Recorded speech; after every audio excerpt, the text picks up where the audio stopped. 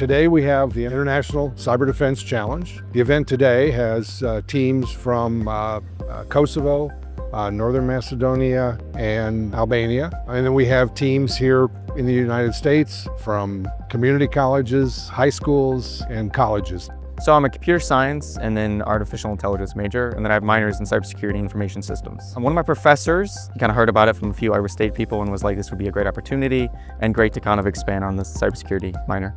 So I'm a software engineering student, so I've always been kind of into computers and development and programming. And when I had the chance to kind of bring that into my military life and progress that career, I've totally jumped on it. I love being able to, keyboard warrior and take on whatever threats we have coming after us. I've worked off and on with the Guard for probably 15 years now, but the partnership really brings a lot to the table. First, the deep connections that the Guard has over in Kosovo, I think kind of elevates the competition in general. Seeing the Guard here participating, I think gives the students here kind of a feeling of, hey, this is pretty cool. We have the Kosovo forces participating in Kosovo, and so just kind of gives that element of this truly is international competition.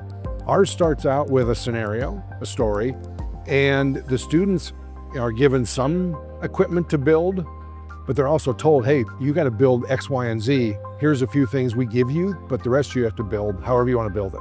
There's a lot of design decisions that the students make up front. They had 4 weeks to do that.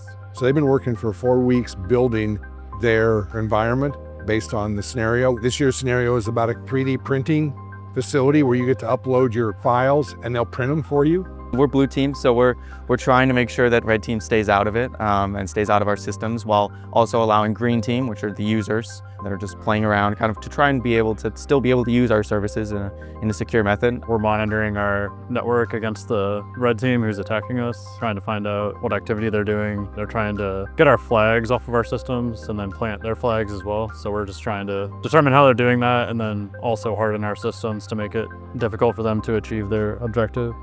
So right now I'm more or less just going over the anomalies that we keep getting popping up. So we're all maintaining the network and seeing when people get unauthorized access, when people are denying our users, if they're trying to brute force them.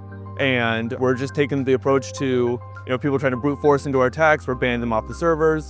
If they're trying to shut down the networks that we have, we're trying to keep them up and operating and just making sure that our clientele base is still being able to fully functional. So kind of just auditing if red team is trying to attack us, and then how we can keep them out and maybe make some changes along the way and keep the users secure. My favorite part has honestly just been working with the team and kind of seeing how a large-scale event like this runs.